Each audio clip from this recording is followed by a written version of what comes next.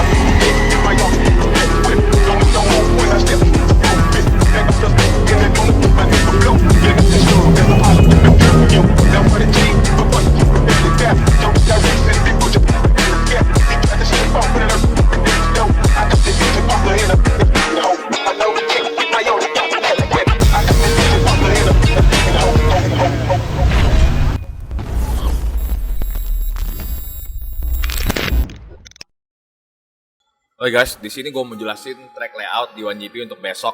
Jadi ya di sini guys, lihat ya, bisa lihat semua. Ini kita mulai ini. Jadi cara penilaian judge di D1GP ini agak beda sama yang ada di Indo zaman dulunya.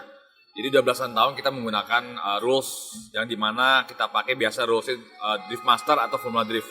Jadi banyak kayak clipping point, touch and go, pakai con. Ini nggak ada sama sekali. Jadi banyak kan per zone. Zona pertama, ada zona kedua, dan ada zona ketiga.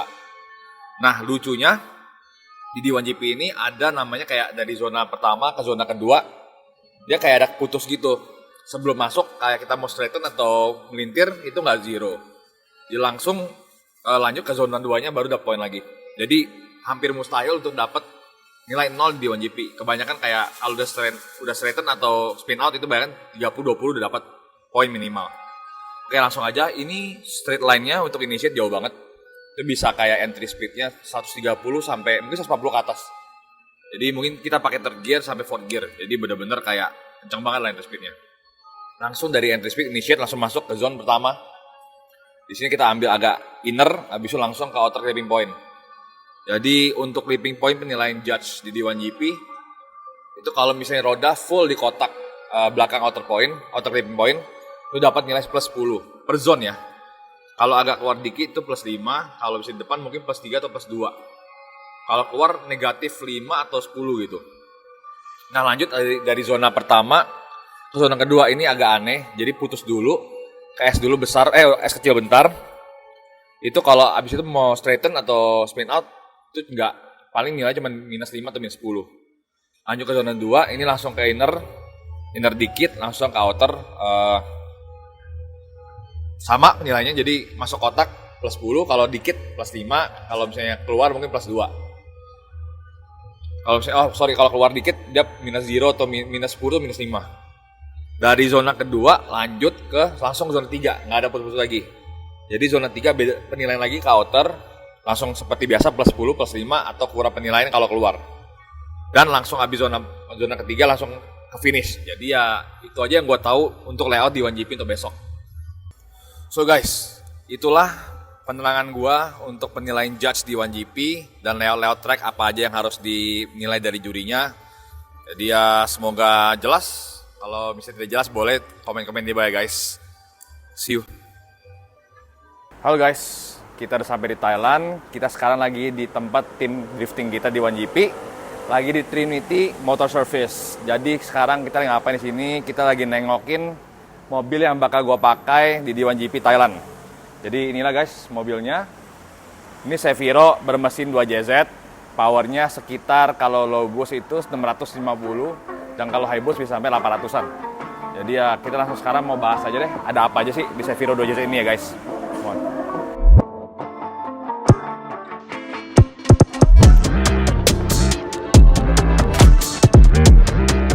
So guys, first of all ya ini mesinnya 2JZ. Ini kurang lebih sama yang ada di Seviro kita di Indonesia. Jadi ya speknya sama, mau camnya, isiannya sama semua. Pistonnya pakai 86 dan kaki semua udah standar drifting, coilover, dan juga ada spur angle semua udah didesain buat drifting. Jadi angle kira-kira segini guys. Nah, tuh guys. Ini udah banyak banget untuk Seviro. Dan lain-lain. Kita pertama gearboxnya kita pakai sama yang ada di Indonesia, itu EB25.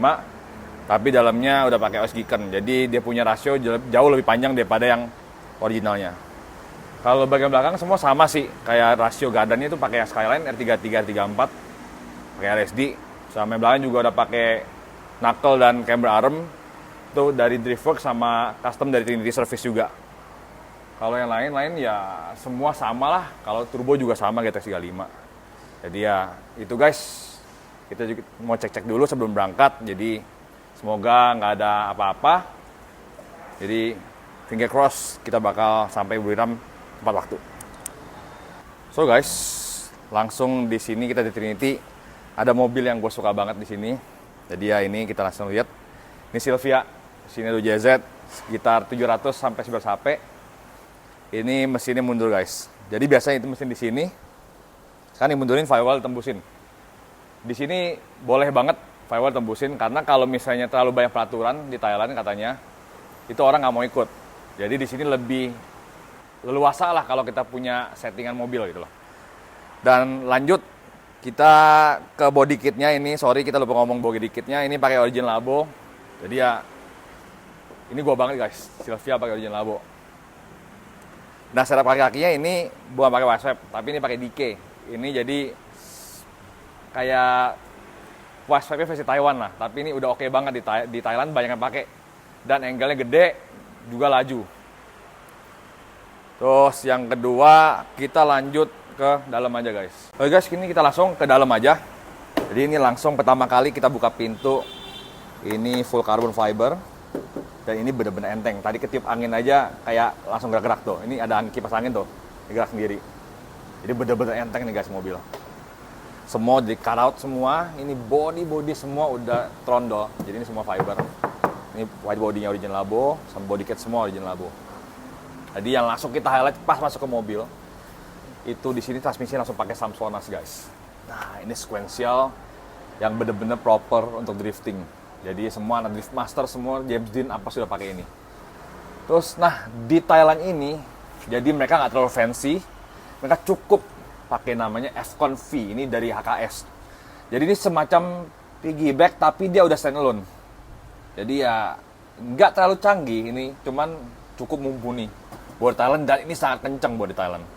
Habis F-Con tadi kita ngomong ini ada petunjuk dari Samsonas. Jadi ini gear levelernya. Jadi ada segi 1, bisa netral 1, R 1 sampai 5 semua di sini yang nunjukin.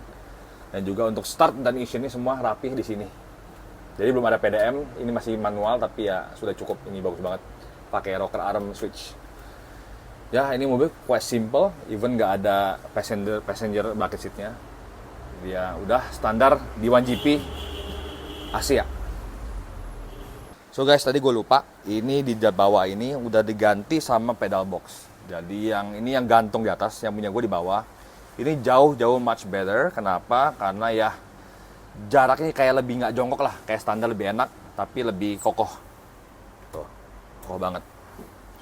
Jadi kalau misalnya untuk di depan juga lebih clean, master semua ada di dalam di bawah dashboard ini. Dan clusternya masih pakai analog. Jadi pakai Devi gitu, nggak pakai kayak kita pakai last dogger ya. Jadi ini cukup banget buat di Thailand. Sama rem sudah standarnya drifting yang pakai rem hidrolik. Oke guys, kita langsung lanjut ke belakang. Jadi yang apa aja ada di belakang ini, pertama as you can see ada fuel cell-nya dari Radium. Ini udah ada stiker FIA, jadi ini safe buat di race manapun di dunia buat drifting. Dan radiator udah pindah dari depan ke belakang, ini bike ready. Jadi kenapa si radiator dan fuel cell di belakang?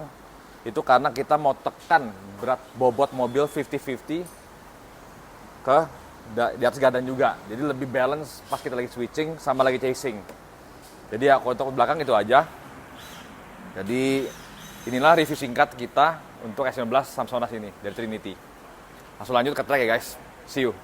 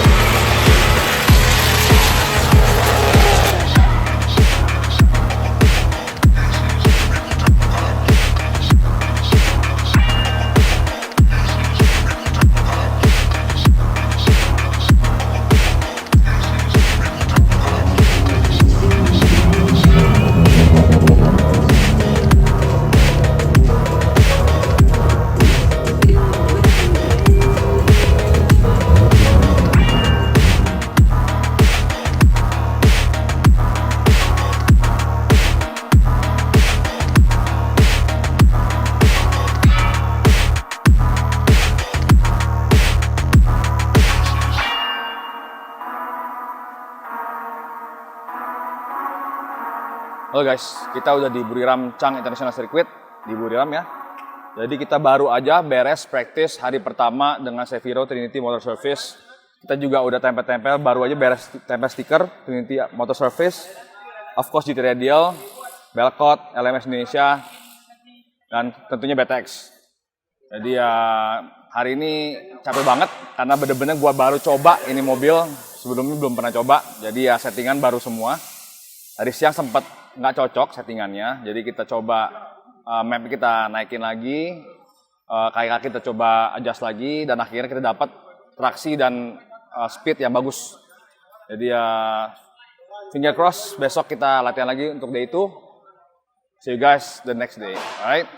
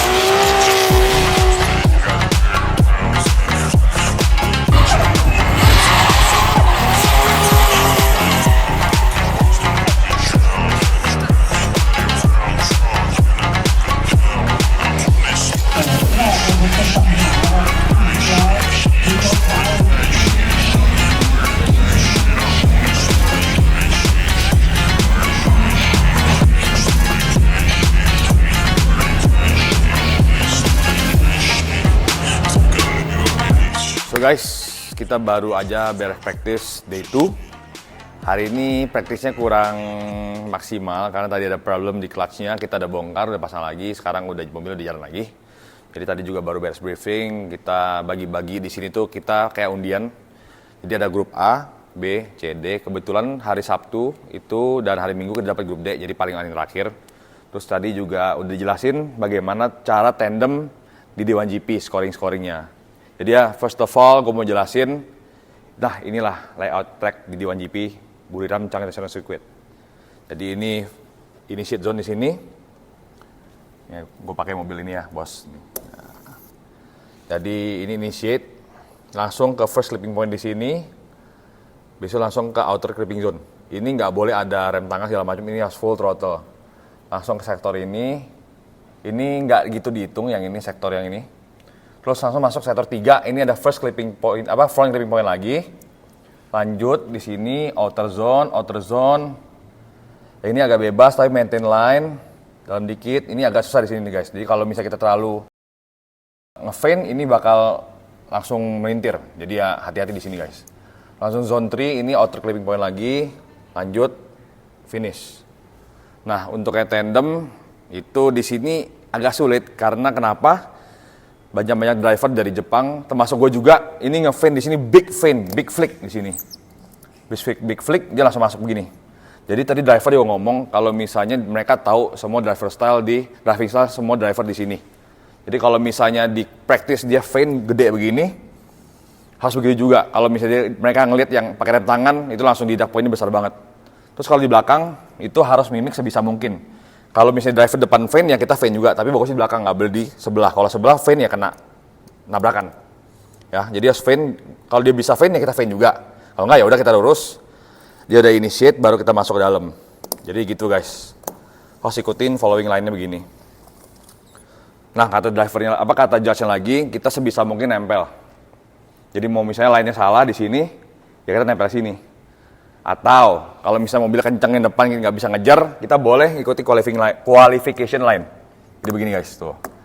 Jadi si lead run-nya di depan begini, selain salah kita harus pakai qualification run. Jadi mereka bakal judge one by one mobilnya gitu loh. Jadi bakal dilihat satu persatu. Jadi ya all the way sampai outer zone sama semua. Nah, pokoknya itu yang sebagai tandem itu yang belakang itu harus nempel sebisa mungkin. Jadi ya finish. Nanti baru dihitung per zone segala macam sama jurinya. Ya gue sih nggak gitu ngerti, tapi ya judge di sini sepertinya lebih gimana ya? Lebih teliti, jauh lebih teliti karena ada hitungan zona-zona yang kita harus isi. Jadi ya paling itu aja sih menurut gue yang gue tahu untuk D1GP point ya. Jadi nggak bisa di D1GP dapat 0. Paling mungkin minus malah bisa dapat. Jadi ya so guys itu beres praktis kita pelatihan D1GP. Jadi ya begitulah cara judging D1GP dan driving style-nya harus agresif banget. So guys, support gua untuk biar menang round 3, round 4 D1GP Asia. So don't forget to subscribe, like, comment, dan share bila belum. Hey guys, see you next time.